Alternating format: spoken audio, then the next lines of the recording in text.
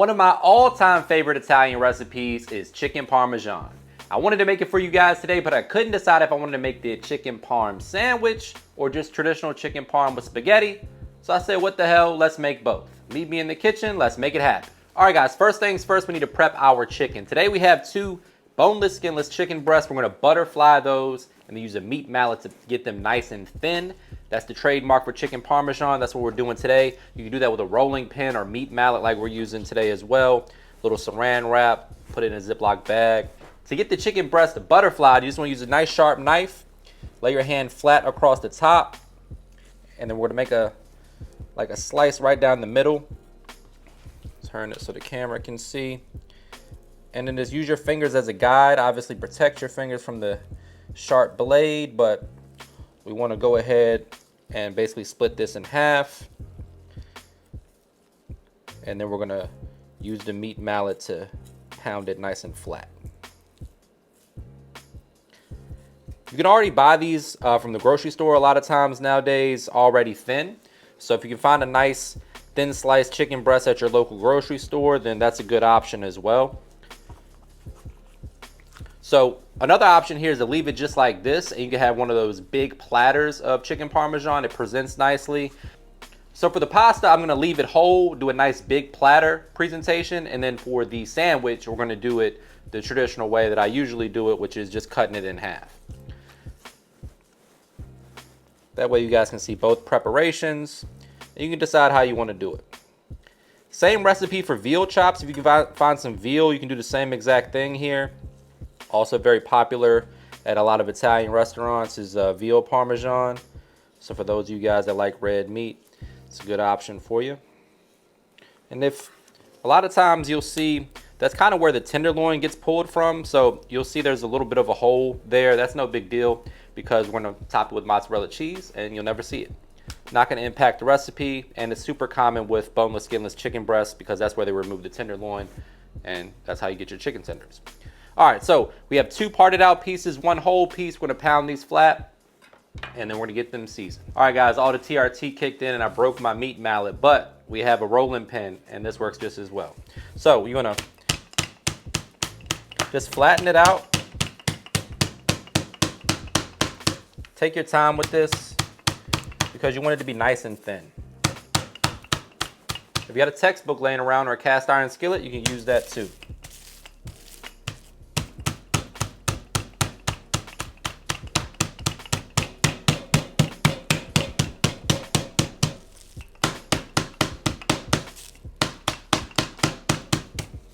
That, my friends, is a flattened whole chicken breast. We're gonna fry that in 1 skillet. This can present beautifully. Set that aside and then prep the other ones.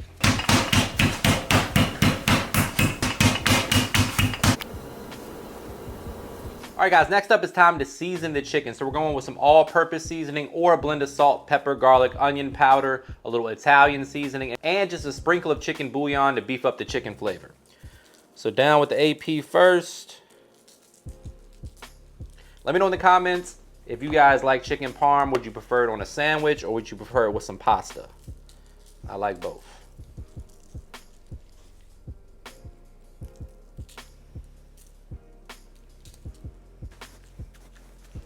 Perfectly seasoned and ready for those breadcrumbs. Next up, it's time to make our marinara sauce from scratch. If you want, you can buy a store-bought. Rayo's is my favorite, but if you want to make it from scratch, this is how you do it. We're gonna go ahead and prep our garlic and shallot first.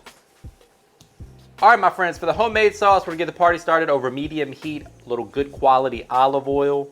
And by a little, I mean like 3 tablespoons. We're gonna go ahead and kind of toast the garlic so that it infuses its flavor into the olive oil, which is gonna infuse its flavor into our sauce. So we got 3 large cloves of garlic. Again, medium heat. You don't want the garlic to burn, but you want it to kind of wake up and deliver some of its flavor to the sauce. So to get that in that olive oil, kind of move it around a little bit. It'll start to get fragrant. It'll start to turn like a light shade of brown. That's when you know you got it right where you want it. Once the garlic gets where you want it, in goes 1 diced shallot or 2 small shallots. This is 1 large shallot. We're gonna go ahead and give that a mix as well. Next up, we're gonna add our tomato paste. 2 big tablespoons of that.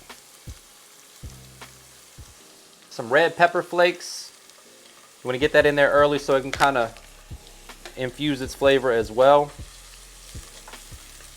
Then we'll turn the heat down a little bit, give that a mix to combine, and just kind of toast everything. Wake all the flavors up, all the aromatics.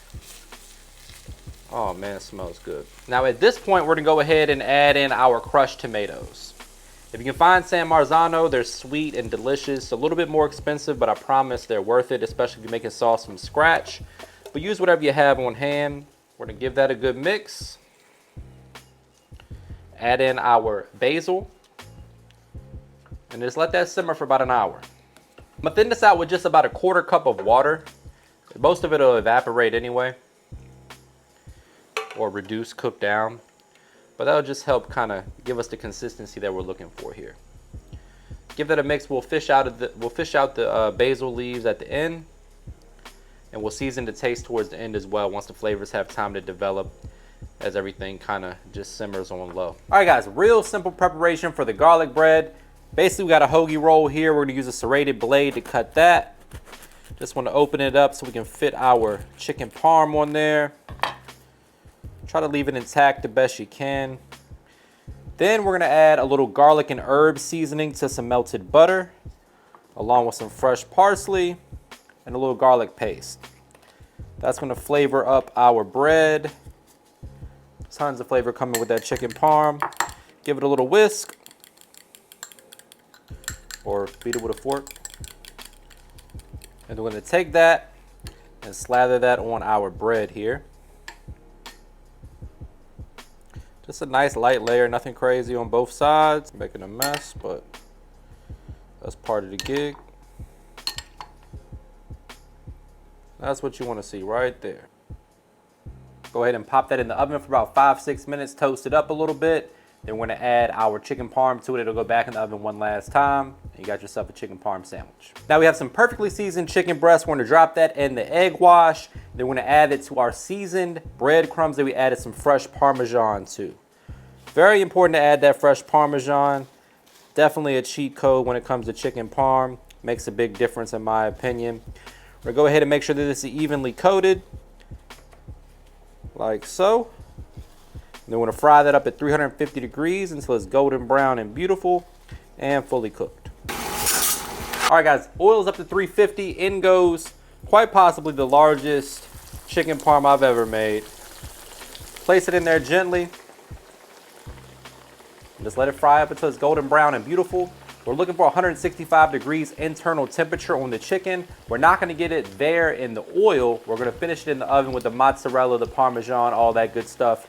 Make sure it gets nice and golden brown and beautiful. And then we'll plate this up with a little pasta. All right, guys, so once the chicken's fresh out of the grease, just hit it with just a pinch of finishing salt. That's gonna ensure that we got the flavor that we're looking for. Just a little bit. And then freshly grated Parmesan cheese.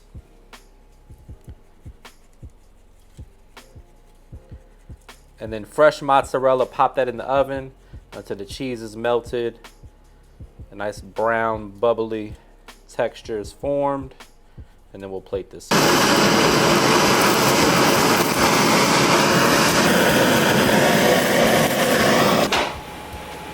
right, guys, now it's time for the sandwich. We're gonna go ahead and cut this into bite-sized pieces. You can hear how crispy it is. Plenty of cheese. Gonna take our sauce, get a little layer of that in there first. Get that chicken in there. I don't know which one I want to eat more. A little bit more sauce. Then we'll hit that with some fresh Parmesan, a little parsley. Got yourself a sandwich. All right, guys, we're gonna plate the classic chicken parm up alongside some spaghetti, little fresh shaved Parmesan, a little extra parsley. This is the part where I say, brace yourself for a trademark money shot. Say it with me, guys, looking good. The only thing left to do is dig in for the taste test. But before we do that, please take a quick second to subscribe to the channel. Make sure you hit that bell to enable notifications as well. All right, guys, I got my knife and my fork. The biggest dilemma that I have right now is I don't know which one I want to try first. Let me know in the comments which one you're digging into. Also, let me know if you think you can polish off this full plate here, because this is an incredibly hefty serving of chicken parm. I think we're gonna go with this first. I'm gonna steal a little extra marinara. Cheers.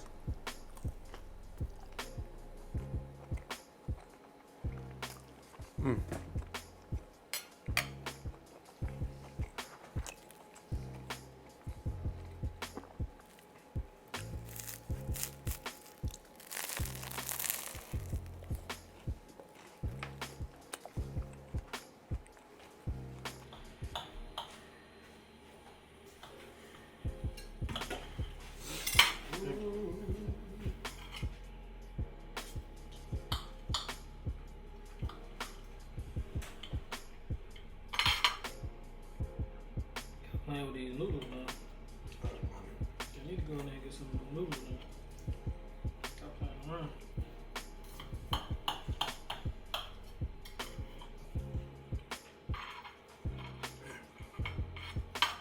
Yo.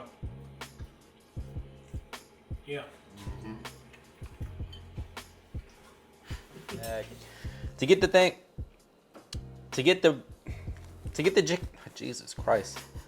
So once your counter looks like a tattoo session is about to take place, it's time to flatten out the chicken. So grab your meat mallet. That's got to go in the bloopers right there. Did it break?